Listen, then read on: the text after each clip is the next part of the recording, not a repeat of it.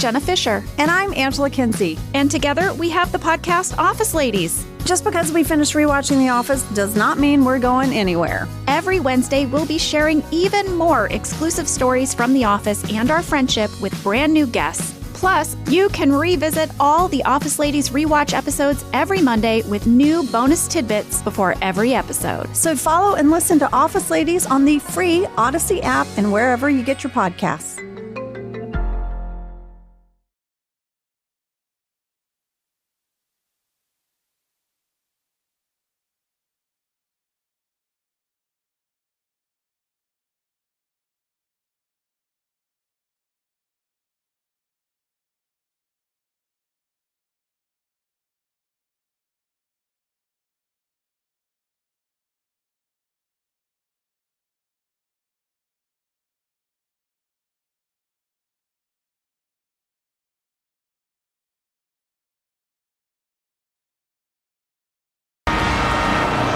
Stand by for an urgent bulletin. This is the Bob and Jeff Show, starring Bob Lutz. Now, I'm going to be honest with you here. But here's what I've learned about myself over the years. I have a high-functioning brain. You seem to know all the players in this poorly acted farce. What do they call that one? Jeff Lutz. Goodness gracious, you're really struggling today. If I had said that, I'd be kicked off the show permanently. Quiet, numbskulls, I'm broadcasting. 97.5 and 1240 KFH. Good afternoon, everybody. Welcome to a Wednesday edition of the Bob and Jeff Show, KFH Radio. We're here for the next couple of hours. Jeff Lutz co-hosting. My name is Bob Lutz. I'm your leader and head host. How are you, Jeff? Man, people who call themselves leaders usually are not. Well, that's a good point. Anything going on today? Not really. Well, I keep expecting some exciting news. Like what? I don't know, anything. Any good stories breaking? Any interesting stuff happening? Not really. Saw Lincoln Cure honored his commitment. That was interesting. To K-State. Don't really understand what the point of all that was, but... Hey, you remember being 18 years old? Yeah, but... I just don't get it. The world in which we live. I had a guy reach out to me, wanted to be a head coach. Good. Young guy. Not an old guy, 20s. And I'm not going to mention the name, but this is part of the frustration of the world. 2 days ago, he's gung-ho.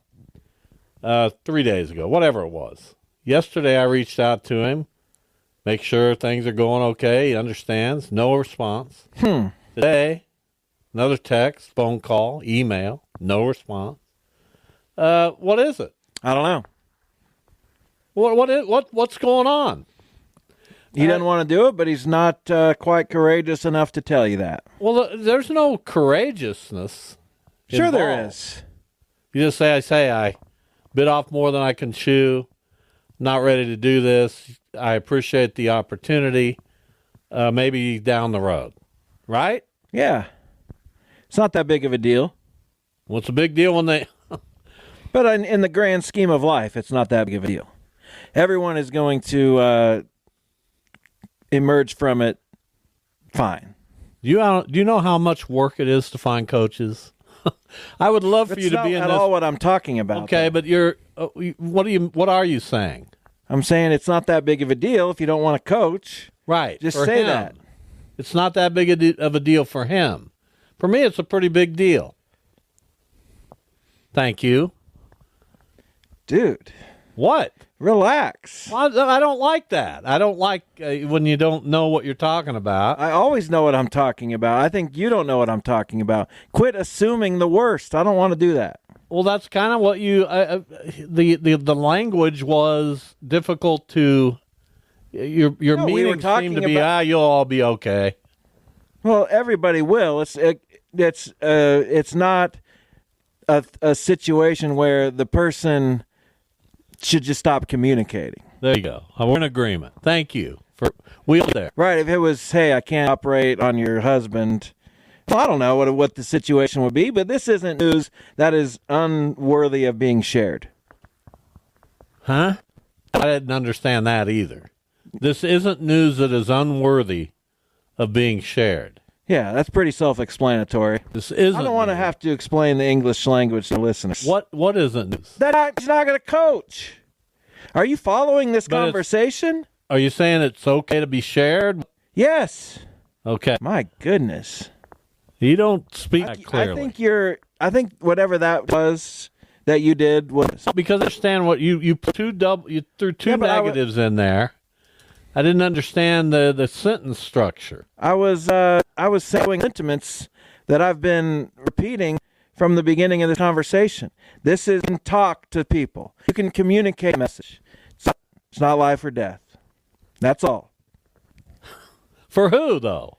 Anybody. But who's the one communicating the message? He's Him. not. He's not But he communicating could, a message. is what I'm saying. I'm communicating, reaching out. Well, I don't know. This went off the rails. Let's restart the show. Max, play the music. I don't think it went off the rails. I just think you didn't speak clearly. Oh, I did. That's my I opinion. think you might just be a little flustered. No, I'm not flustered at all. But when you throw, I don't know what you were saying, but I get it now. You're okay. Thank you. You think the guy should communicate, Yeah. but you understand that by not communicating, it creates a big problem for me. Right. Most of the time when people don't get back to others regarding requests or questions or it's pretty aggravating. Right. But I got to kind of start over. When Understood. I thought I had a problem solved, I don't. I got to re-examine the problem. You move on to the next. And then there'll be another problem. And that's the way it works. 869-20 IHOP hotline. We have a good show for you today. Andy Hill, the head boys basketball coach at Wichita Northwest. They are very highly in the season. We'll find out why by talking to their coach, Andy Hill. At 2:45, Mike Purchase will be our guest to talk pop culture.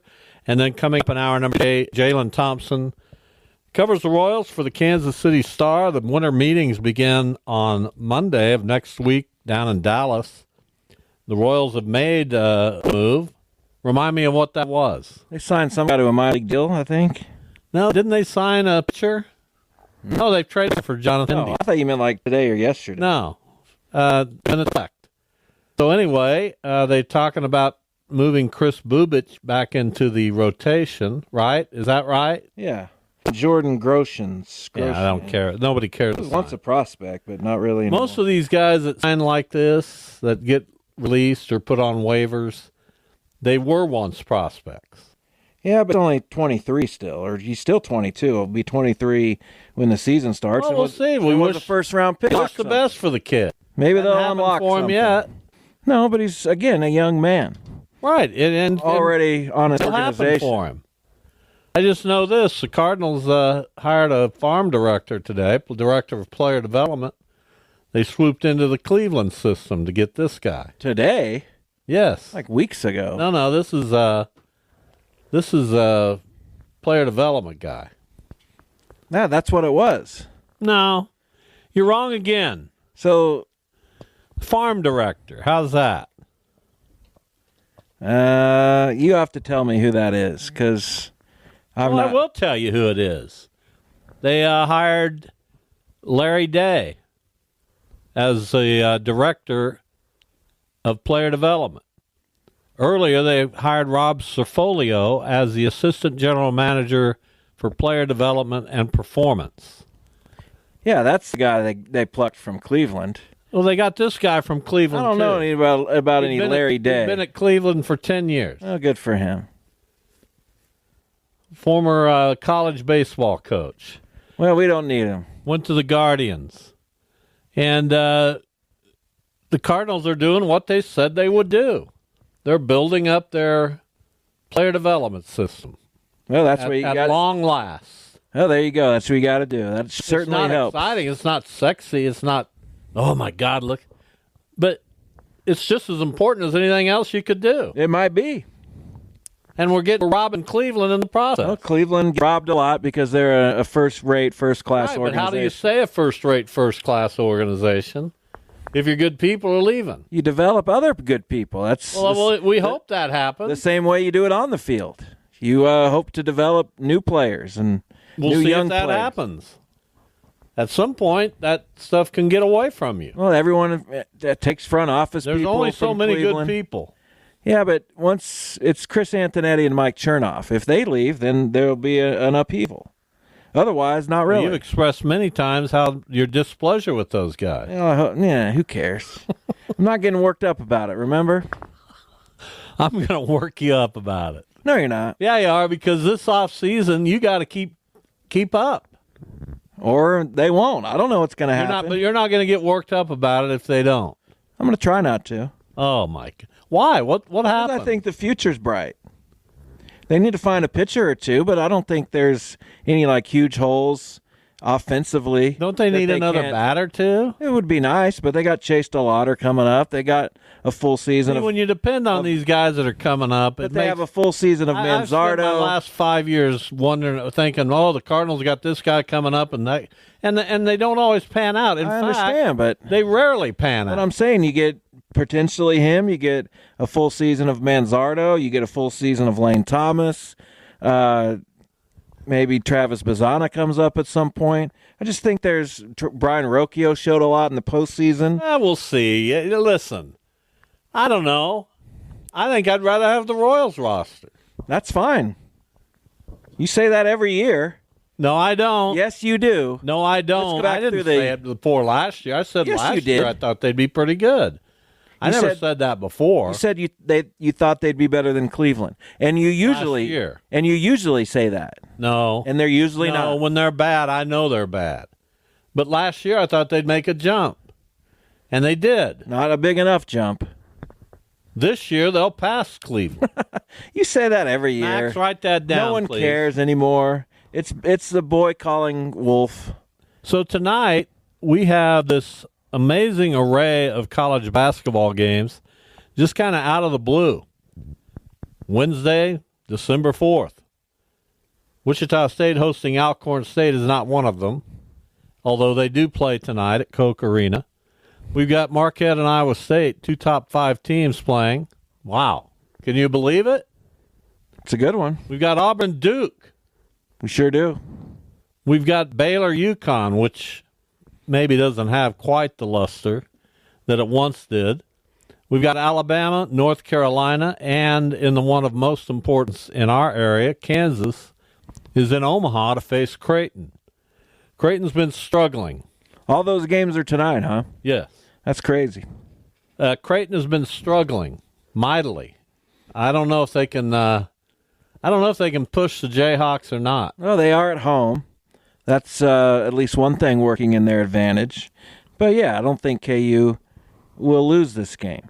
KU's going to get through this non-conference schedule, perhaps. They still have North Carolina State, which was a Final Four team last year and is representative. But they're probably they're not very good, in fact, North Carolina State. They weren't State. very good last year either, but they made the Final Four. Well, that's just the most ridiculous thing you may have ever said. Well, I'm just calling it like it is. Nobody has ever said, well, they weren't very good last year either. They just made the Final Four. No, that can't You fly. realize Final Four, getting to the Final Four takes 4 games. Having a good season takes upwards of 35. You got to beat a lot of good teams to get to the Final Four. Creighton 5-3. They have started their season with 4 wins over nobodies. Then they lost 3 in a row to Nebraska, San Diego State, and Texas A&M. No shame in those losses, although Nebraska, they recently beat Notre Dame by 4. Notre Dame's not very good. So I don't know. I don't know what to expect. Last year, North Carolina finished 10th in the ACC. They had 15 losses. I wouldn't call them really good. North Carolina State, you mean? Yeah. They were good. Got hot at the right time. They got hot at a time. At the right time. I guess. At a good time to get hot. I mean, you get hot in the tournament, that's the time to get hot. A time to get hot would be in the semifinals, but they didn't. Well, good for them. They played well. Happy for them. I got no problem with them, but they're not very good so far this year. I'll take your word for it. 869-1240, again, is the IHOP hotline. We would love to hear from you as the show progresses, especially at the top of hour number 2. That's a segment we call Jive Talk. And when we started this show, it was a hopping place. Was it? The top of hour number 2, man, the phones just rang off the wall. And we'd like to get back to that. Well, some of you who like to call, mix it up with us. You know we like to mix it up. I like to mix it up. I don't know about Jeff. Oh, I love it. Speak for him. I wouldn't say North Carolina State's not very good. They've lost to Purdue and BYU. BYU's not very good. BYU's not very good? No. I thought they had a really good player. And Purdue is certainly still a good team, but not what they were. Now you got to make me just follow the chain. Well, follow the chain. I don't care what you follow. All right. That's where I am on all this. Whatever. I mean, it is what it is. Yeah, they're BYU 6-2. They got smashed by Providence. And Providence isn't very good. But are they? So you keep going down the chain. See, I follow college basketball. Providence is not very good, and their fans apparently were embarrassing during that game. You hate to hear that. So yeah, that's a long way to go to lose a basketball game for BYU. Yeah, it's not good. But what are you going to do? Keep going. I mean, we can keep this chain going forever. Well, they beat North. That's women's basketball. Get on the men's side, please. I'm trying, dude. I mean, that's all we got. That's what we're talking about right now. Men's basketball. They beat Colorado Christian. Who did? BYU. I'm not interested in BYU. Who are we going to? They lost to Ole Miss in overtime. They beat NC State. They lost to Providence. You say Providence isn't very isn't very good. No, they're not very good. In fact, the whole Big East is down so far this year, outside of Marquette. Providence is 6-3. Yeah, but they're not very good. But that doesn't do anything? 6-3 means nothing in non-conference. I understand, but they did beat your boys out at Green Bay. They only lost by 2 to Oklahoma, who's good. They lost to Davidson, and they lost to Indiana. Yeah, they're not very good. Those are 3 good teams. They're okay. They're not very good. They're not ranked. No, a lot of teams aren't ranked. That's how we judge whether a team's good or not. There's only 25 good teams. They're not even getting votes. Yeah. What are you going to do? The good teams are very clearly defined. How? By their ranking. That's it? So we're going to trust these sports writers who've probably watched 3 or 4 games this year to tell me who's good? Yeah, or you watch a game yourself, which is completely foreign to you. Well, I'm not going to watch Providence BYU, no offense. Well, sorry, but I watch college basketball. That's fine. You should do what makes you happy. There are 5 unbeaten teams at the top of the AP rankings. Kansas, Auburn, Tennessee, Kentucky, Marquette. Then you have several one-loss teams, Iowa State, Gonzaga. Purdue is ranked 8th. You've got Duke, a 2-loss team, then Alabama. That's your top 10. You got 4 teams that are unbeaten leading the second 10. Can you name any of them? Florida. They're 13th. That's about it. Well, Illinois. Cincinnati was 14th, but they got trampled by somebody. Yeah, I saw that too, but now I can't think of who it was. Well, I'll come up with it. They got beat at Villanova. Not trampled, but they lost by 8, and they weren't in the game. So that's a tough loss for the Big 12. Not great, but Villanova's, what are they? They're okay. They're all right. They're certainly not anything that you're going to write your mother about. They're not what they once were. 5-4. It's not very good. Poor Villanova. That's what happens, man, when you just go to a coach and you don't really think about it. You just give the guy the job, and you don't know if he can do the job. And this is what you end up with, 5-4. They lost to Columbia. When you were not a good loss, winning national championships. Well, they'll figure it out. I doubt it. Villanova's a giant of college basketball. They'll figure it out. When they have the right coach, they are.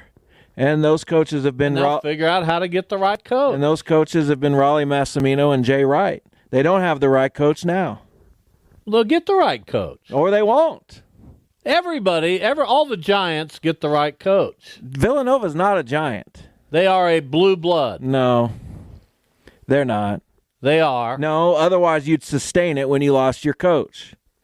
Well, they did. That's why Michigan State's not a blue blood. North Carolina and Duke are blue bloods because they're continuing to sustain it. They lost their coaches. KU is obviously a blue blood. Who are you to define the blue blood? I'm telling you. Is Kentucky a blue blood? Absolutely. They've not been good at times when they lost their coach. Yeah, but they've only had one really bad coach, and that was, what's his name? Who? Billy whatever. Billy Gillespie? Yeah. Tubby Smith? Tubby Smith won a national championship. Eddie Sutton? Eddie Sutton's one of the all-time greats. I don't know what to tell you about Eddie Sutton. I interviewed Eddie Sutton several times and always enjoyed it. Thank you. We'll return and talk some high school basketball. Andy Hill, the head boys coach at Northwest, will join us next.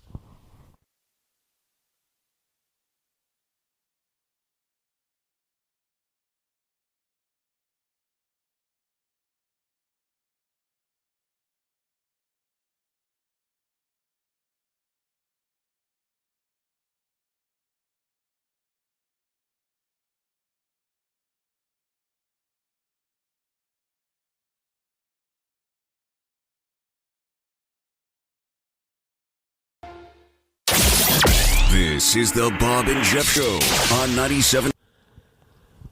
Here's Andy Hill, the head boys basketball coach at Wichita Northwest. They are ranked number 5 in the preseason poll distributed by the Kansas Basketball Coaches Association. Andy, welcome. How are you? I'm doing well. How are you guys? We're doing well. It's so... we just finished football, and then we got basketball, and it's almost too much to bite off, but that's the way we do it in the state of Kansas. How long does it take the typical basketball team to get prepared? Are you guys prepared? How many football players are with you? Does it take some time to get into that kind of shape? How is the shape different from football to basketball? That's a great question. My first 2 years here at Northwest, was it 2 or was it 3? I think it was 3 years in a row. They went all the way to the state championship game. So when that happens, you get your football guys for basketball Monday of this week. So you've got, basically 3 days to maybe have another round of tryouts and then one more day to get ready, and then you're playing a game that Friday, which is really a difficult thing when that happens from a basketball standpoint. For us this year, varsity-wise, we've got one kid, Franklin Aquay, who had a great football season, played on both sides of the ball. He's a junior, just a really good athlete and a great kid. But he's come in. I think he's adapted fairly quickly, so he's doing well.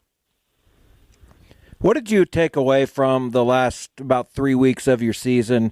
You beat Capon, you beat Mays to get to the state tournament, and then you beat Blue Valley Northwest, which is just an incredible win. We know about their recent history. And then you run into Heights. So did you take more positive out of that? What steps did you feel like you took with some of those late wins and the fact that you got into the semifinals? Yeah, for sure. It was definitely more positive. For us, last year was year 6 for us and me being the head coach. And we had kind of slowly been building things up and building the program up. And there were just some walls that we hadn't quite broken down yet. Capon was a program that we've struggled to compete with and beat for a long time. So, being able to finally get a win in that game was big for us. Getting to the state tournament was another thing that had been circled for us for a while that we hadn't been able to do. And once we got there, we were just, we felt like we had nothing to lose. And, we were fortunate enough to go out and play well, and guys played loose. And, to be able to win a game in the state tournament and, be able to say that you play on the last day of the high school season is a special deal. And the last two didn't go the way we would want them to. But, overall, it was a really positive experience and I think a positive step for our program. Northwest head boys basketball coach Andy Hill with us. The Grizzlies open Friday evening at home against South. So you talked about building blocks, and last year definitely was one. And the thing with building blocks is you got to keep adding blocks. So is this team capable of doing that? And give us some of the guys that can make that happen.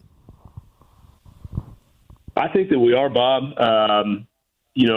For us, I guess at this point, the next step would be, showing that we can compete at the very top of our league and have a chance to compete and win against Heights and against Capon, while taking care of business in those other games. I think that we're capable of that. It's Heights and Capon's league until somebody shows otherwise. And certainly they are both going to be really good teams again this year. So we humbly believe that we can compete with them, but until we go out and show that and, prove that, it's just talk at this point. But we have a really good group. It starts with Eli Benning for us. Was a first-team all-league point guard, averaged around 6 assists per game last year, 14 points a game. He makes us go, and he sets the tone for us, and is the best leader that I've ever been around in high school athletics by far. Just an amazing young man. And then, other returners, Darian Hammond was a kid. He's a junior now. He started every game for us last year as a sophomore. Really, really good player, good athlete. I think he's going to take a big step forward. We mentioned Franklin already. Liam Calvert will be back. He'll be a senior, was a rotation guy last year and is going to step into a bigger role for us. Ajadius Red is another guy that was in the rotation last year. I think is going to have a bigger role this year as well. And then some new guys in the mix. Deshae Benton he'll be a sophomore. He played JV for us last year, and he's had a really good summer and is going to give us great minutes off the bench. And then we got a couple of transfers. DJ Brown has been at Southeast the last 3 years, and they moved over, and he's had a great summer. Comes with a lot of accolades, and it just looks really good, really coachable kid. And River Peters, they moved down from Emporia, his family, and he's a really, really talented player as well. So best thing about these guys is they get along really well, and it's probably the most coachable group I've ever had. Yeah, I was kind of going to ask you sort of about what you were just talking about as far as you have Eli Benning coming back as your leading scorer, kind of your do-everything guy, gets everyone else involved. And then I was going to ask you, do you need other people kind of to step up for the guys that you lost, like Tayshawn Williams, Jerome Henderson, who is a really good physical presence for you? But it sounds like, you kind of have that covered, right? That you've got new guys, you've got younger guys that can step in. So I guess that kind of answered my question. But how much better? Because I asked a good question, right, Coach? It was a great question. Fantastic. But how much better do you think Eli can get? What can his ceiling be this year? I think what I've seen with Eli so far this year is he's really just embraced the role of being the leader. Last year he was a great leader as a junior, but we had some good senior leadership as well. This year he is just kind of the guy that everybody knows to look to, and he's extremely vocal. I told somebody this the other day, like I go home from practice with more energy this year than I've ever had because of how much coaching Eli is doing in practice, and I don't have to be saying quite as much or doing quite as much because he's taken on that role. And that's been really impressive. And on the court, I think he's a winner, and he's going to do whatever we need him to do for us to win. And he knows we've got some really talented kids here that can score. And and he's going to get them involved, and I expect he'll average in the area of 6 to 7 assists again. I expect that he's just going to have another really big season and kind of carry us in that way. Andy Hill with us, Wichita Northwest basketball coach. So we're implementing a shot clock in some places this year. I think it's a trial. Explain it to me. Are we doing it? I think we're doing it in the City League, correct? Yeah, we have adopted the shot clock throughout the league. So varsity level only for right now, and only because Keisha adopted it on a trial basis, it will not be used in the postseason, which is kind of crazy that we're going to play all year long with it. And then it's not kind of crazy. We won't have it. It's insane. Yeah, you're right. You're right. It is insane. How has it affected your coaching? I would expect it's affected it some. I don't know how much. What degree are you implementing that, and how has it changed how you're coaching? It's been a lot of fun to just kind of play around with different situations involving the shot clock and, kind of get a feel for how we need to coach with it, and things come up all the time during practice that I hadn't really thought of or anticipated. So it's been fun to have to kind of learn some new things and adjust. I think it's, over the course of most of the game, I don't think you're going to notice it very much because of the pace that most teams play. But certainly, like end of quarters, it changes things and creates a lot of new situations. And then obviously the end of games, it's gonna allow hopefully some more comeback opportunities. And when you've got a team that's up 8 with 3 minutes left, it's not necessarily game over. Heights was always the best at it, and I always said if you are not within 2 or 3 points of Heights, with under 4 minutes left, that game is over because Coach Auer is so good, and they're so well coached, and you're just not going to have a chance to get back into it. And not that it'll be any easier now against Heights, but the shot clock, it does create some new and interesting situations. So last year it was kind of you, Heights, and Capon. All those teams got to the state tournament. Capon ended up winning theirs. Seems like at least preseason rankings, that's expected again, that it'll be you, Heights, and Capon at the top. Do you see anyone else sneaking into that mix? Yeah, I think there's a lot of really competitive teams kind of in that middle pack. We saw East High break through at the end of their season and make it to the state tournament. And, they gave Shawnee Mission Northwest a game there for 3 quarters. And they've got probably the most talented just individual scorer in the league. Ishmael Berry is really hard to guard. So they're going to be tough. Coach Wynn does a great job. Southeast, they've got a really nice point guard. Preston Dinn is a really nice player that I like a lot. Colin Laws is a fantastic shooter for them, and they got a movement or two. They're going to be big, probably one of the bigger teams in the league. They'll be tough.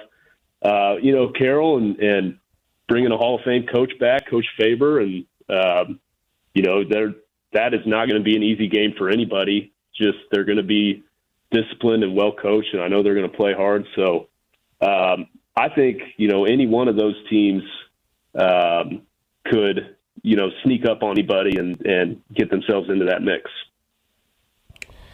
Andy, we always appreciate your time. Best of luck this season. It begins Friday night for Northwest, a home game against the South High Titans. Andy, thanks again, man. Hey, thank you, guys. I always love coming on. Join thanks again, us, man. Problem with that? No, I loved it. I like Andy. Oh, we all do. It's good when I don't call you man unless I like you. It's good when Northwest is good. Well, I like that. He's a good guy. He's a good guest. Good coach. Everything. I like talking about this stuff, man. Sure, we all do what I want. Good. That's what I do. Just don't expect not to be poked. Mike Furches, I predict, will agree with that. statement. Will Jeff Zombies. Lutz? It's fine. Mike, what do you think? I think Zombies are one of the best bands ever. I mean, there's a lot Why of did I them here. know That's that one of you... the- Because Bob and I have I great just knew taste. you'd see it that way.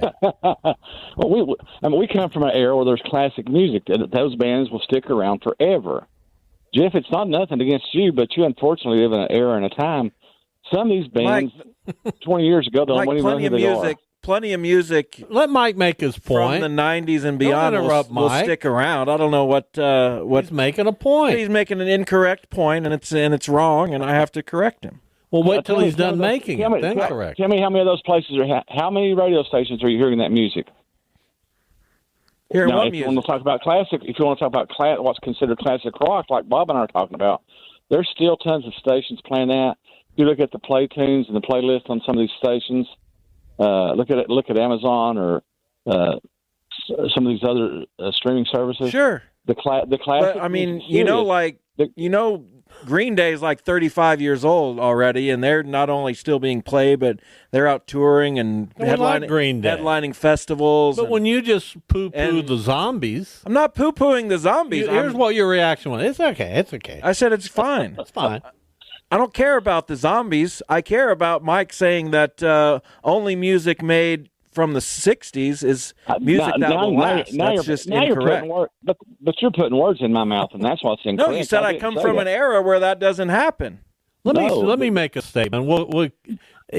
People all the time say, Bob, you do so much arguing on the show. You know why this show includes so much arguing? Because of Jeff. Because of Jeff Lutz. That's why. Thank you. All right, let's get What'd you say? Let's get to some pop culture things. I've been curious, and I think Jeff is as well. Have you watched The Man on the Inside on Netflix yet? I have not watched it. I need to watch it. It's on my list to watch. But I've been compelled with Landman. I've been watching that. I've been, of course, following Yellowstone, and I watched the new Jack Black movie that's on Paramount Plus. And that was 2 hours of my life that I threw away and wasted. But that's actually the next thing on my list to watch. How is Landman, by the way? Because I've heard some mixed reviews. It's a typical Taylor Sheridan type of movie, but it has Billy Bob Thornton. And I was thinking about this. Billy Bob is one of those. He is one of this generation's great actors. And we forget how great of an actor. I mean, won the Oscar for Sling Blade, but we forget how good of an actor Billy Bob is. From an astronaut farmer, where he's just a regular Midwest guy working on the farm, wanting to build a rocket ship and go into space, to where we're looking at him now. He's like in Landman. He's a fellow that's working the oil rigs and working in that industry. And there's parts of it that's bloody and violent, but it really is about that industry more than it's about the blood and the violence of the cartels.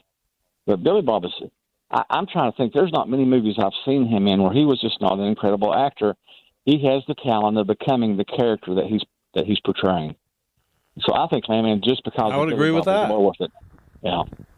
So you are. I mean, I don't have anything else. You guys stole mine. I've only watched A Man on the Inside. Jeff loved it, by the way. Yeah, I did. It's quite good. I watched a terrible movie last night, Mike, that somehow was getting okay reviews. I forget the name of it, but it's the new Lindsay Lohan Christmas movie. It was just awful. How many warning signs do you need? No, there's nothing wrong with Lindsay Lohan. Her performance was fine. She's done some movies, but she's doing some flops now. I mean, she's done some stuff lately that's just, I think I thought she was kind of miscast in that movie, and it was a horrible script. You watched it? Yeah, I think it was horrible. I agree with you, Jeff. I didn't like it a bit. Yeah, it's just bad. And unfortunately, all right, right now in pop culture, as far as movies go, there's not much to look forward to, and it's coming. Really kind of sad.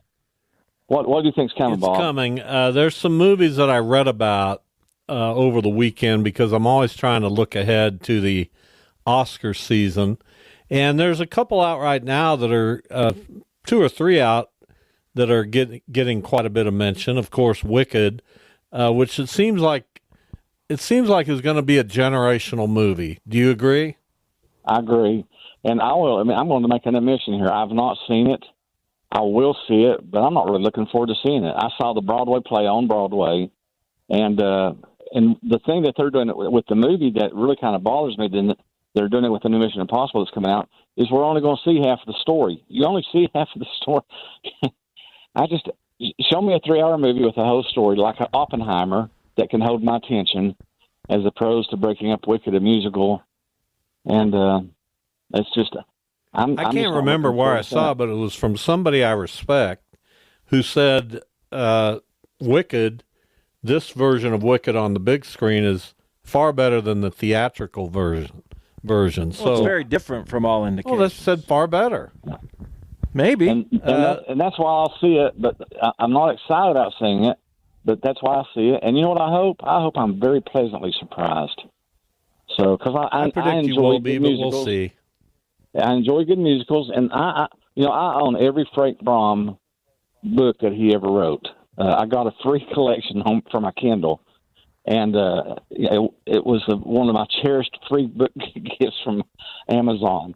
But I own every book. Mike, I got to push back. Sorry, go ahead. I got to push back on that. Does it count owning a book if it's on a Kindle? We're going to get into that argument.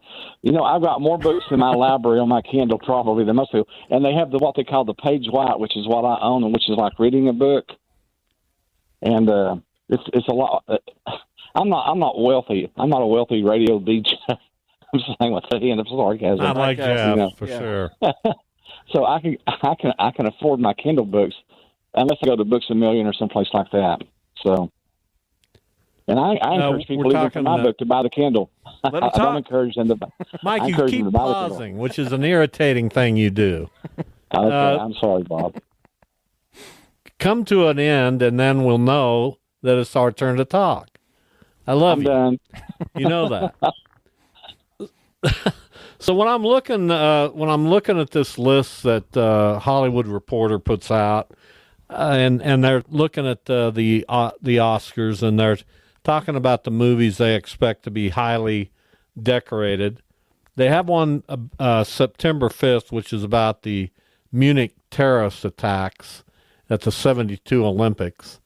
That's my prediction as the one that's going to be this year's comparison to Oppenheimer. What do you think? I'm looking forward. That's one. For me, September, I have to get through December and January and February and March, April, May, June, all through those months before I get back. But I've seen the advertising for that. And you and I don't know if Jeff is. I don't think he is old enough to remember that when it happened live. And I was born 10 years later. Jeff was not around. So I'm really looking forward to it because you and I lived through it. We remember watching. We both were sports fans and watching the Olympics and then being interrupted by that whole episode. So that's what I'm really looking forward to. So I would be in agreement. That movie has the potential to be great. By the way, it's only 94 minutes in length, not like Oppenheimer in length of time on the screen, for sure. Jeff, you got anything else? That's about it for me. Always looking for new game shows, new light fare to pursue.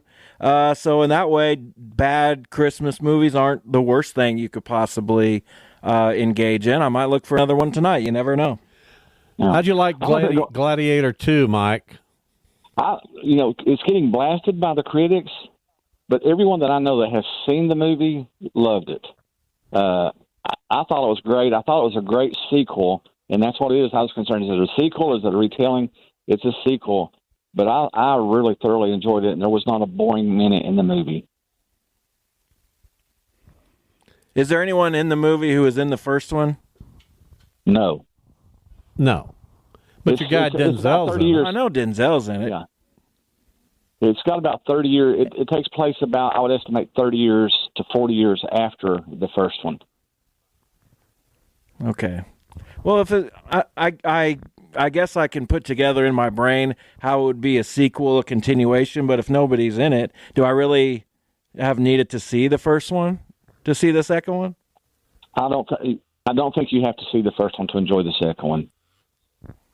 I haven't seen the first one. When did it come out? I mean, Like 20 years ago? It's like, yeah. I'm not going to remember a whole lot about it anyway. Yeah, it had Russell Crowe, and then it won a number of Oscars when it did come out. But it's you do not have to see it. Does it help a little bit just to understand the time and the culture? Is the benefit of seeing the first one? Mike Furchess with us. Our final moments here. I love talking about this stuff. I hope listeners like it. Again, we're talking about potential Academy Award stuff, and the source that I'm looking at has among them Best Actress candidates, Angelina Jolie for her role in Maria, which is on Netflix, Demi Moore, her role in The Substance, and Nicole Kidman, who is apparently great in this movie called Baby Girl. And those three are obviously veteran actors. It's kind of cool to see those names kind of in the limelight. Yeah, the one that I'm enjoying seeing is doing some really serious acting is Demi Moore, and I mean she's another we think of her as a comedic actress, but she really did some good shows and good movies, and to see her back and Nicole Kidman, all that ones that you mentioned, tremendous actresses in there. Yeah, there's when I'm trying to rejuvenate my enthusiasm to go to the theater, and I'm close. I am very close. I feel it. I know I'm going to be sitting in a theater sometime this month. I predict it. Really? Yeah.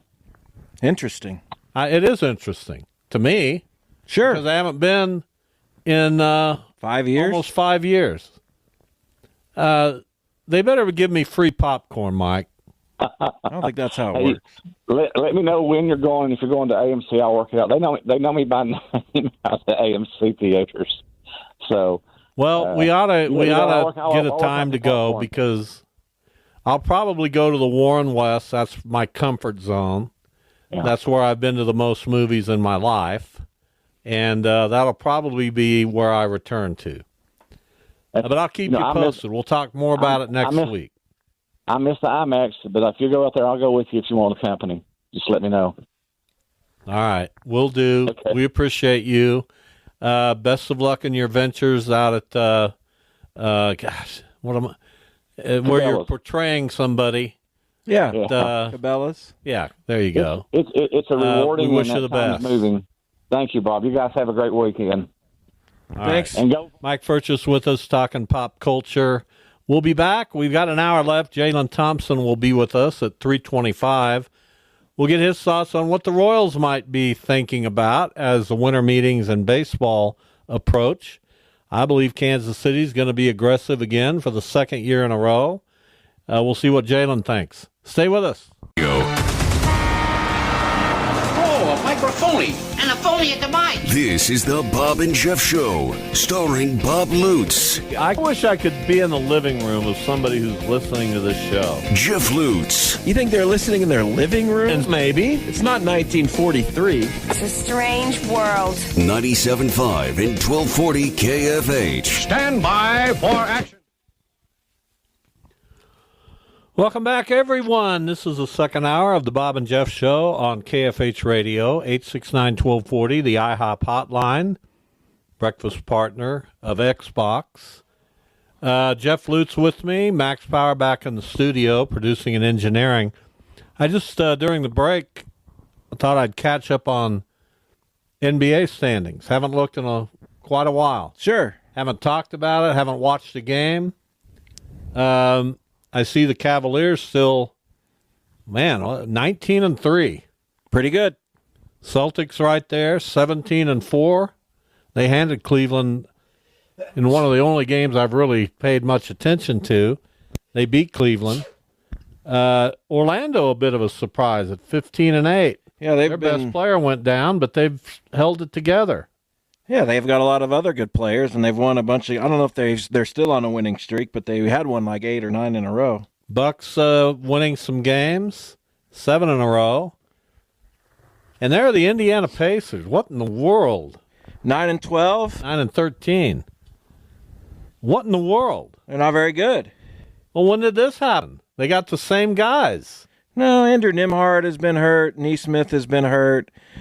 Two of their centers have season-ending injuries. So they don't have the depth. They're working these other guys in. They're playing guys kind of out of their roles. Their defense is still bad. I don't care about all that. Do you still... And their offense has taken a pretty big step back. Do you still watch them? Not as much, but still paying attention. They're not fun. They're not a fun team. Well, that's the team you chose. Yeah, that's my team. Do you ever start to think, am I a jinx? I mean, because they got to the conference finals last year. Well, don't you want you want some sustainability? Well, Miles Turner, man, I love him. I love Miles Turner. Wonderful personality, but just not a building block for a championship team. And I'd like him to be. Halliburton has been inconsistent this year, but they don't do little things. They don't do little things well. Yeah. And that's always going to be a problem. And then you've got the poor Wizards down there. Didn't win a game all month in November, and they're 2-17. Then in the West, Houston Rockets, a pleasant surprise. They've been building for a little bit. Yeah, I feel like the Wizards are going to be the Rockets in like 3 years. In 3 years. I like some of their young players, and they're going to get a bunch of high draft picks. That's basically what the Rockets did. Remember that when they were just god-awful 3 years ago or so? I guess.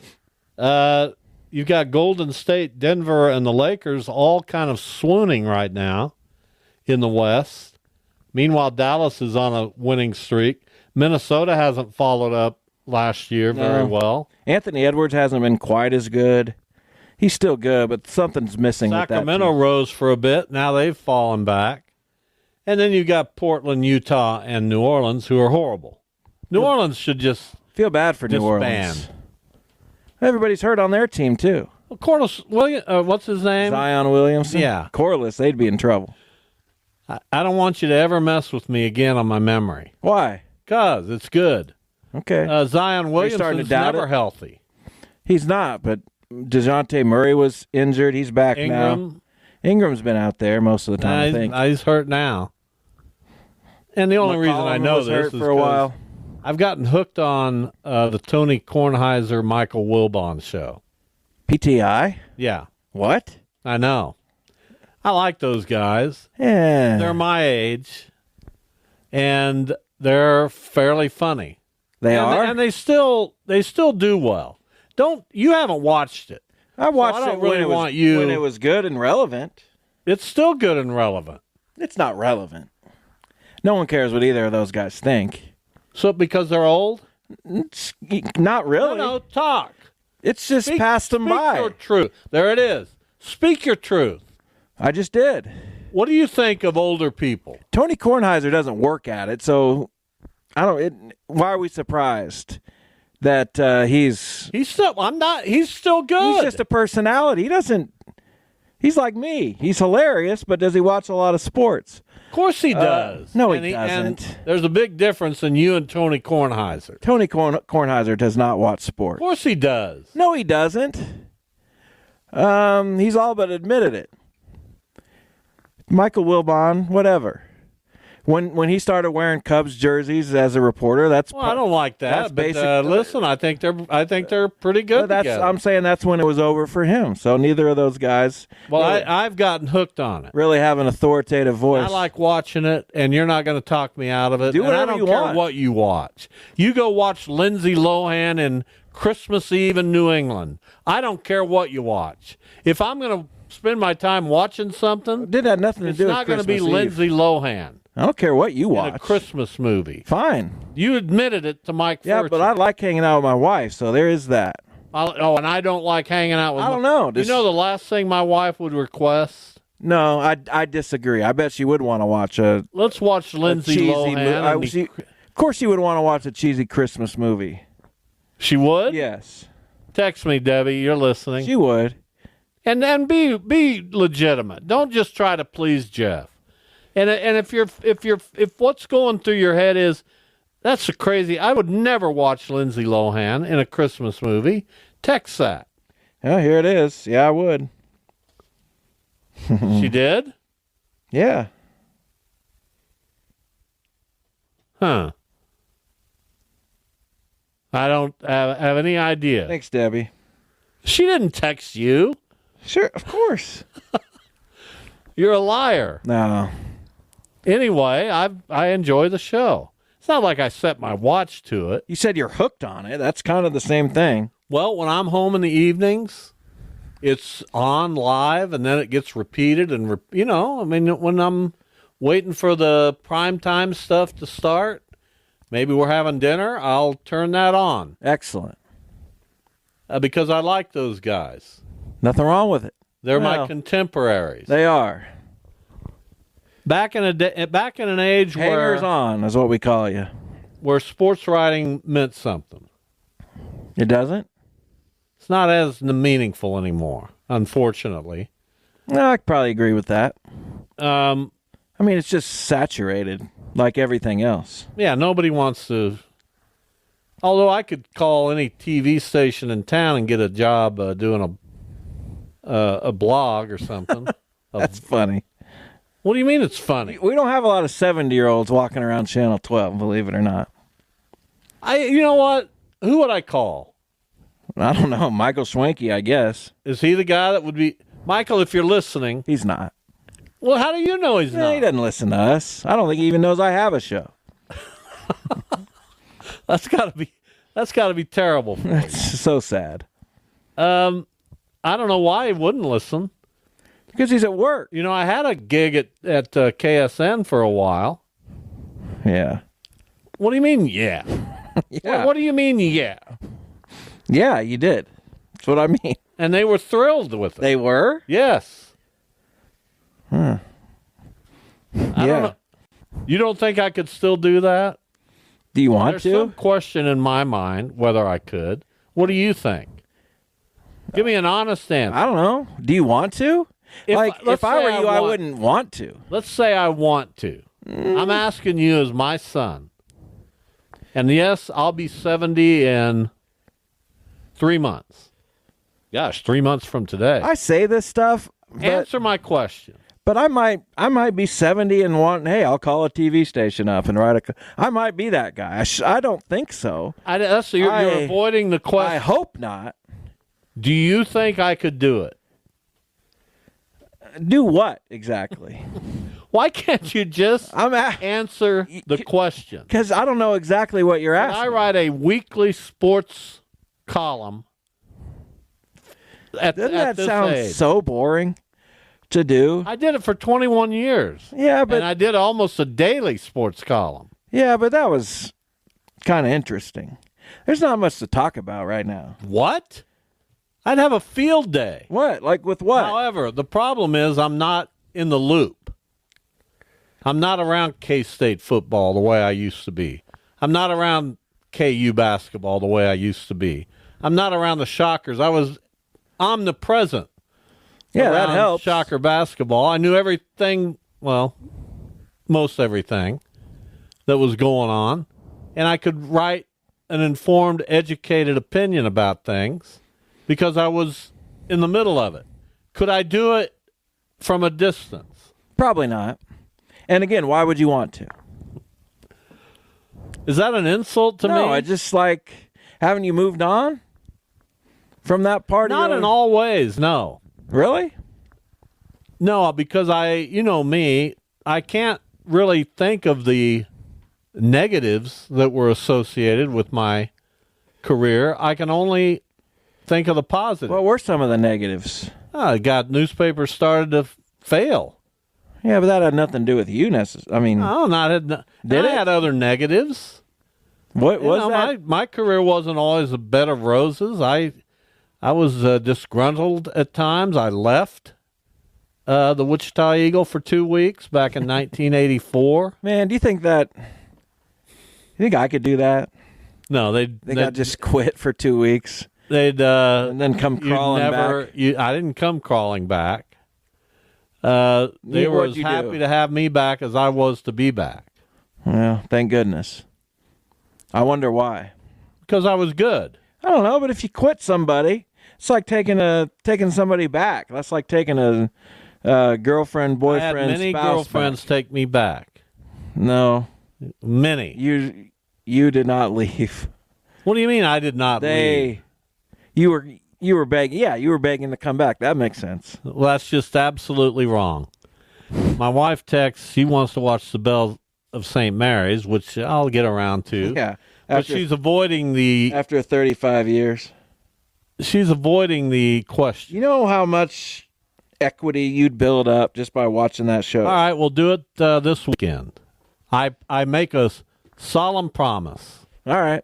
Let us know how it goes. We'll watch the Bells of St. Mary's either Saturday or Sunday right down here in the basement family room. It's big. That's where I want to watch it. We hardly ever come down here because we're upstairs with our new kitchen and there's a lot going on up there. And our new living room. Not new anymore, but 3 years ago, basically. And the dog and how big's the TV upstairs? 70. Interesting. Why? Why is that interesting? No, it just is. Well, it's 70 inches. Why is that interesting? I was out at your house the other day. I had to get real close to the TV to be able to see what was going on, but it's not true. It went fine. Our TV's fine. Your TV's fine. It's just not... We're thinking about an upgrade. Really? Thinking about it. It's kind of an old TV. What led you to that? It's just an old TV. Doesn't work as well as it used to. Well, TVs get old, and the good thing is they're not terribly expensive to replace anymore. Well, it depends on how big you want to go. Yeah, in our pond, the areas we're fishing in might have to lay some money down, but we'll see. Where are you fishing? We're fishing in the 85-inch. Really? You want to have a bigger TV than me? No, it doesn't matter. That's exactly what you're trying to do. Is. I just want to watch baseball on a huge television. I think that'd be fun. Well, come over here and watch it. Yeah, you won't watch Guardians games. I watch a lot of Guardians. I watch, they're probably my second most viewed team. As they should be. You know a team I liked watching last year? American or National League? National. I'm more of a National Phillies? League guy. No, can't stand the Phillies. Oh, why do you like any team? I'm more of a National League guy. Giants? No. In that division, though. Padres. Oh. Something about watching the Padres in that stadium soothes me. Who's their play-by-play guy? Oh, Jerry, God, it's that guy that used to be with the Red Sox, right? Mark Grant is their color guy, and I can't. Their play-by-play guy is really good, but I can't remember his name. It's the guy who used to be with the Red Sox, right? Well, I don't know who it is.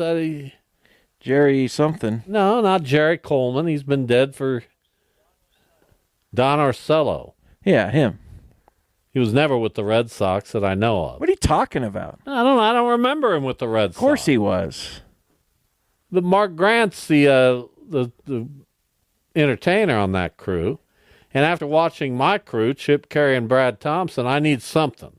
Because these guys aren't that good. Don Orsillo was with the Red Sox for 15 years. You understand me? I don't know what you're talking about. Not that high on Chip Carey. He's not very good. Nice guy. Unfortunately. Too close to the team.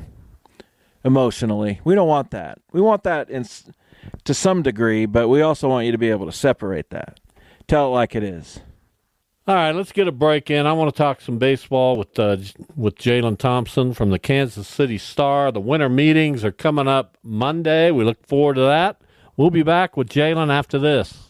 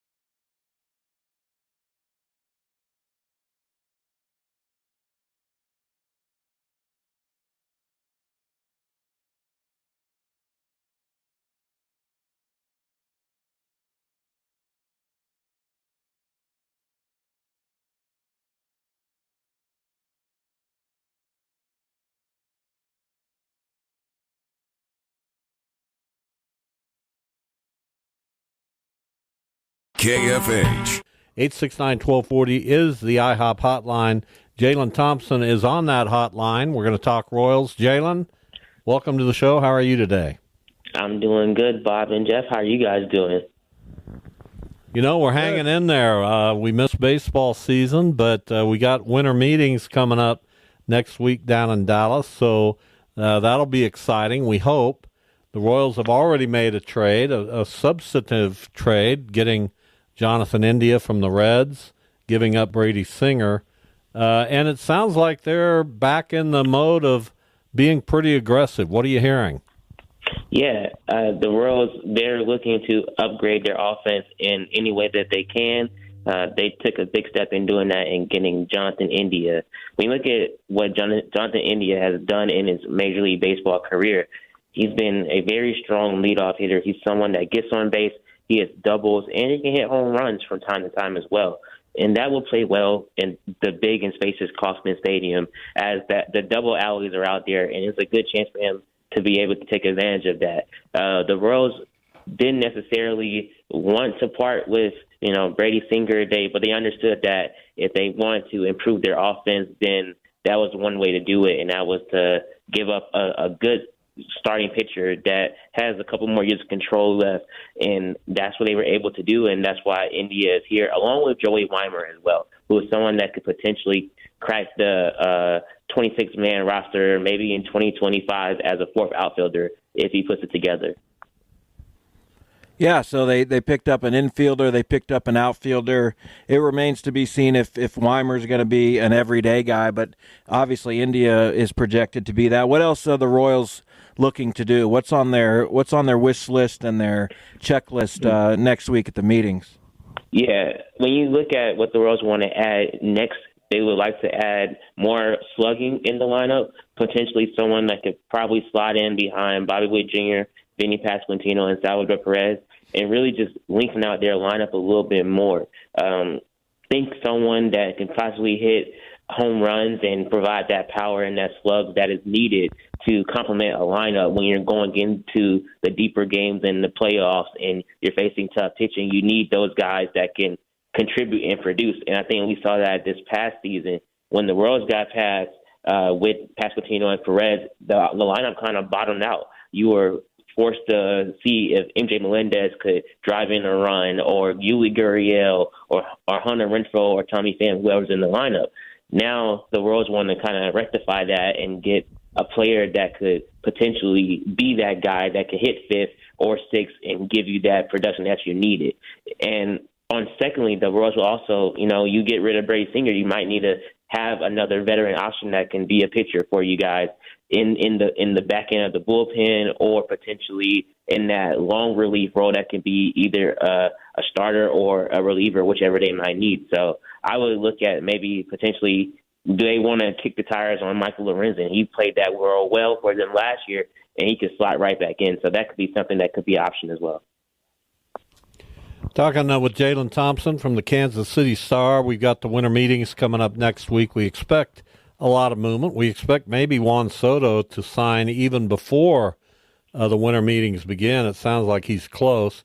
Of course, the Royals not swimming in those waters, but when you mention upgrade of a lineup, would they be willing to get into the Anthony Santander discussion, the free agent outfielder from Baltimore, who hit 44 home runs last year? Yeah, I'm sure the Royals have considered all options that are on the table as far as upgrading the lineup. Really, when it comes down to is you're going to have to see, do you want to get this done in free agency or do you want to get it done on the trade market? And that might come down to what are you willing to give up if you can go and get someone that is available for trade. Are you willing to stomach losing a few prospects or maybe a guy that's in the major leagues to fill the offense that way, or do you want to shell out some money to fill in with the free agency? Because as you guys know, when it comes to free agency, there's a lot of teams that's looking for a bat, and that could drive the prices up. So it's a matter of how deep do the Royals want to be in that part of the offseason free agency, or do they want to exploit a trade market like they did with Jonathan India? Well, I think you can get Santander for 5 years, $120 million. Yeah, would the Royals think about something like that?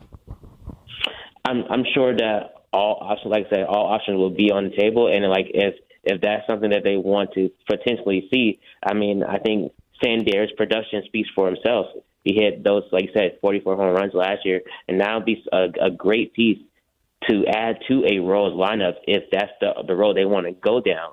But like I said, it's just going to depend on what the offers are, and really what happens when Juan Soto signs too, because there are a lot of teams that are in on Soto. So do those teams shift their attention to a Santander as the fallback option if they miss out on the Soto sweepstakes?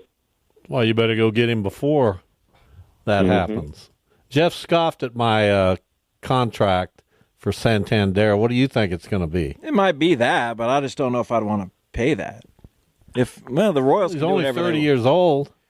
Yeah, he's not a guy that, to me, ages well. But we'll see. I was going to ask you, Jalen, how much of the Royals banking on the starting pitching being as good as it was last year? They brought Waka back. Seth Lugo's in his mid-30s. Not to say that's not repeatable, but I think Reagan's is a pretty sure thing. What are some potential contingency plans if there's an injury or if somebody drops off just a bit? Yeah, I think with how the Royals are looking at their starting rotation, you mentioned the top three: Cole, Reagan, Seth Lugo, Michael Wacha. They're going to lean on those three guys to really carry the rotation, but you also potentially could have Chris Bubich fill in a starting role. You could also see Kyle Wright. He's coming back from right shoulder surgery, and when he last pitched, he was a 21-game winner with the Atlanta Braves. So he can produce when he's pitching well. Also, they have young guys in the system. Noah Cameron is someone that they put on the 40-man roster. He was really making strides in the minor leagues last season before, coming up this year and be on that 40-man. So they have some options that they could look at. And like J.J. Picollo has said and Matt Quatrell has echoed, you need depth because the pitching was remarkably healthy last year. That's not always going to be the case. So you're going to have guys 6, 7, 8, 9, maybe even 10 guys that can pitch games. I also forgot about Daniel Lynch, Alec Marsh. All those guys have experience, so they're going to have to lean on their young guys unless they go out and potentially get another veteran to kind of help be that stopgap. Talking with Jalen Thompson, Major League Baseball, Kansas City Royals. So the division last year, Cleveland won it. We expect them to be good again. Detroit got hot late and made a run in the playoffs. We expect them to be pretty good. Minnesota faltered, but they certainly have an interesting roster and we think a good team. And then you have the Royals. It's really anybody's guess as to who's going to rise to the top of that division in 25, don't you think? I think so. And like you said, it could be anyone. When you look at what Cleveland did, Cleveland had manager of the year in Stephen Vogt. He comes in, he inherits a roster, they go, and they pretty much own the division the entire year. They have great pitching, they have a great closer in Emmanuel Clase, and they just figure out a way to get things done. You look at Detroit Tigers. The Detroit Tigers were a scrappy team. They got hot at the right time, and that propelled them to being into the playoff mix and making the playoffs. We can't forget about, we know the Royals have done, and, they're looking to make the next step. So those are three teams right there that could potentially be back in the playoff mix once again in the American League. And then looking at what other teams in the division could possibly do. The Minnesota Twins, they were right there as well. They're going to come back with vengeance. So it just depends on who wins these matchups when the head-to-heads are coming together this next season. And I think that's going to be a key point for the Royals to do if they want to get back to where they were this past season. So I'm going to ask you to look into your crystal ball, which is unfair to you, but that's what I do. Will the Royals make a significant move at the winter meetings? I think the Royals will make a move at the winter meetings, and I think it's going to be something to address that offensive firepower that they need to slug, because if you look at kind of how J.J. Picollo operates and how he's kind of made and put this team together, he's always went out and he's made an aggressive move. You saw that last year. when he went out and he got the Seth Lugo and he got the Michael Wakas, and you saw how both of those were aggressive and leading to them spending over $100 million collectively to fix the foundation of the team. This year, he was already aggressive in getting Jonathan India and re-signing Michael Wacha as well. So I think the Royals will go out and they'll make a move and they'll get someone that can hit those home runs and be the fifth piece in that lineup for the team. So I'm looking forward to see who that will be. All right, Jalen, we appreciate your time. Thanks for coming on our show and talking Royals. We'll catch you sometime before the season starts, okay? Sounds good. And if I don't see you guys before then, have a great holiday season. And, I'm looking forward to what's next. And stop being so dang nice, would you? You'll never stop doing that. It doesn't fit on this show, but we love you. Hey, man, I love you guys. Take care, Jalen. All right, same to you. All right, bye. Thanks. All right, there you go. We appreciate it. Jalen Thompson, who is maybe the nicest guest we have. And we have a bunch of nice ones. There's no question about it. No question about it. But, yeah, it doesn't quite fit the demeanor of the show when you're on it. Now, when Duda and I are here, it's just as nice as you can imagine. Absolutely. By the way, Duda will be here tomorrow, either with both of us or one of us, you. Well, I might take the day off then. I haven't decided yet. No, you'll be here. I haven't decided yet. I don't do the one-day notice thing. You'll do the one-day notice. No, I won't. Well, what do you do? What would you do? Make you do it. How many times have you gotten a hold of me on the day of and said, I can't do it today? Yeah, but that's usually when Duda was already there. No, it's usually when Duda was already not there. Happened just recently. But anyway, most likely I'll be here, but tomorrow's looking like a whale of a day, but we'll figure it out.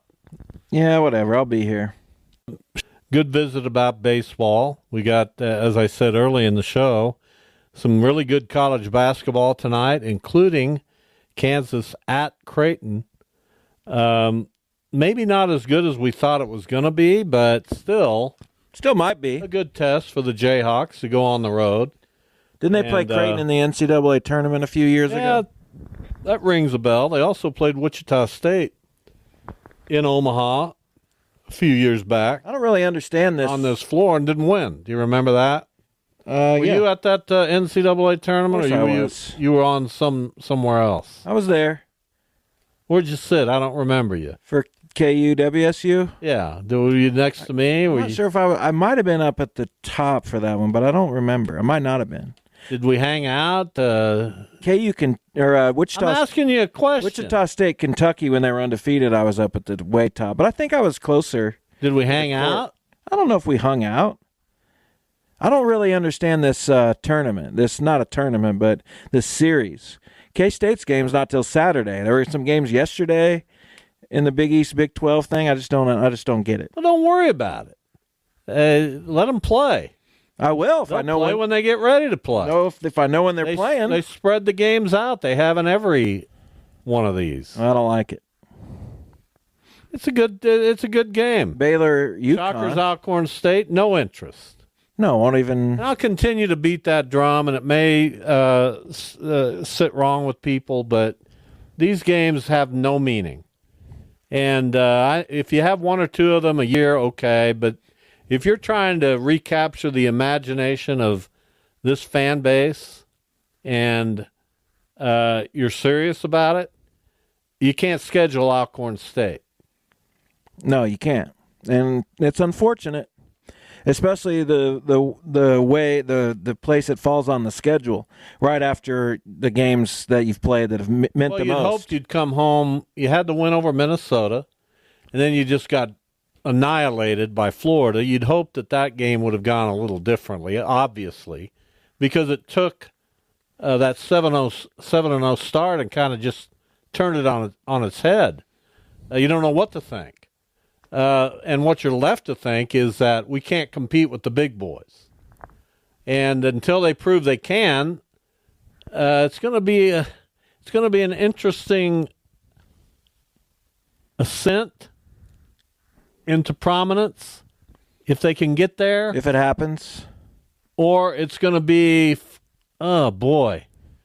Okay, we got to make another change, and I'm not saying that they were anywhere close to that. But there's things I've seen about this team that I like. They do have some injury issues, like all teams do. But, boy, the Florida game just left us shaking our head. Well, it led to far more questions that we thought we may have had answers to. Like, is this point guard situation truly resolved? Do they have any guards? I don't know. Justin Hill's played well at times. Yeah, but when Jean Cortez, listen, I don't know. I don't see it necessarily. Xavier Bell's a good player, but it's almost like he tries to do too much. And I don't know what to I don't know what to tell he doesn't. I think guys have to get him the ball. These guys have to know what they are, right? There are not clearly defined roles on this team. Can I just ask to get Quincy Ballard the ball? Now, some of that falls on him. I get it. But I'd like to see what he can do if he was a focal point of this offense. Maybe there's a reason why he's not. Maybe there is. But I don't know that. I like the other guy, Bosniak. He's pretty good in the post. He's got defend. He's got some moves. Oh, he's all right. Figure out how to play them both at the same time. I'd like to see Ballard. I just like somebody to put the ball in the basket. Well, I don't care who puts the ball in the basket. And not score 0 points while the other team's scoring. Would you like to see if Ballard can put the ball in the basket more regularly? Well, I guess. I don't know that I'm itching to see that because I don't know that he's ever been able to prove that. I'd like to see it. I'd like to see that happen. What would you say like his niche offensively? Defensively, he's got everything. I think he's got some good moves. I like his footwork. I don't think he's just a dunker. I don't know. I'd like to see him. I mean, I don't see him taking a bunch of like 12-footers. They don't give him the ball, man. There it is again. I'm getting fed up. You start. Why are you pointing at me? I don't know. Like I said, I'm getting angry. Well, don't get angry. I'd like to see him. Okay. He shoots free throws pretty well. Not bad. What's his percentage? I don't know. Check me out. I know you'll check me out because that's what you do. No, I'm checking because you said something, you popped off. I don't necessarily think I popped off. I think I made a statement of fact. You may have. Let's find out. Well, I don't think we have to find out. If I said it, it's a fact. He's a 69.2% free throw shooter so far this year, 54.7 for his career, 582 last year. 69%. So he's improved, but it's only 6 games. Well, let's see. He's taking more free throws. Right. Let's see what he does. You said you're not thirsty. I'm thirsty. I don't know. 8 points, 5 rebounds. That's about. He could get up higher in rebounds. Look at his number of shots. The guy doesn't get many shots. No, he doesn't. He's taken about 15 or so this year. No, that's free throws. Huh? What are you talking about? Free throws. How many field goals? 4.5 a game, so 24. That's not plus enough. 12, 36. That's not enough. 24 plus 4.5 a game, 27. Jeff, quit trying to do math. 27. You just tell the world how inept you are at then math. how many shots is that? 4.5 a game, 6 For games. how many games? 6 games? Yeah. That's 27 That's shots. what I just said. Yeah, but I didn't need 24, 20, 38. I didn't need all that.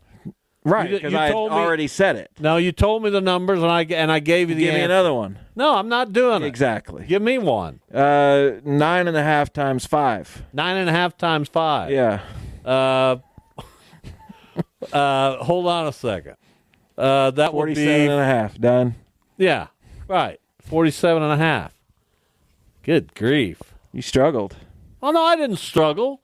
But when you put me on the spot. You just told me to give you one. Give me one more. 12 times 11. 12 times 11 is 132. Duh. You had to think about that one. 7.5 times 6. 7.5 times 6. 57. You sure about that? Yes. I don't think so. All right. There we go. A little math for you on a Wednesday show. You know, with the Turnpike, now I'm on the Turnpike. I take my wife to Wellington occasionally, and I got they charge you now. You don't have a K-tag? I do, but it doesn't work. So I got to get out there and figure this out. It's a lot of money you're paying. But they charge you incrementally now. Have you been on the Turnpike lately? No. Every time I am, I'm a little sad because, we had the toll booths forever and ever. And that's I've lived my life with the toll booths, right? Of course. And that kind of became a tradition. But in the way of advancement and progress, tradition has no meaning. So I think I go to the South Wichita terminal, which used to be remember all those booths down there? A lot of booths. And they're not there anymore. It's horrible. You don't think that. You don't care. Do I? I haven't been down there, so I don't know if I care or not. And when we get off in Wellington, there's no toll booth there. You just get off, and they read you electronically and bill you, and it's become a little antiseptic to me. Sorry to hear that. Sorry you feel that way. Don't you feel that way to some degree? I haven't been on the How Turnpike. do you think you'll be when you're my age? Will you have any of these thoughts? I hope not. You don't admire this about me. I would just put it all away, I hope. You don't put all my admire thoughts this. away. You don't admire this about me. The way that I have a thought about everything. Not really. Anything that comes into my life, I got a thought. You think I'm going to go when they're asking about you at Channel 12, can we get Bob? And I'll be like, well, I'm proud of him because he talked about his Turnpike bill the other day. No. They might love that. And no Who one do I call it And no one Channel asks 12? you about that. What do you mean? They might love that. Call Dylan. Talk to Dylan for me. Try to grease those wheels. He's our fact finder. Well, no, I'm talking about getting the gig out there. I told you, Michael Schwenke. He's leading the charge right now in the newsroom. Well, I don't necessarily want a newsroom job. Well, he's going to be the one that... What do you mean? I'm looking at a job... you'd be in a news position. Online job. No, I handle that. Yeah, I'd love to do it. All right, there's the music that signals the end of another show. Another show to end the book. One of my favorites.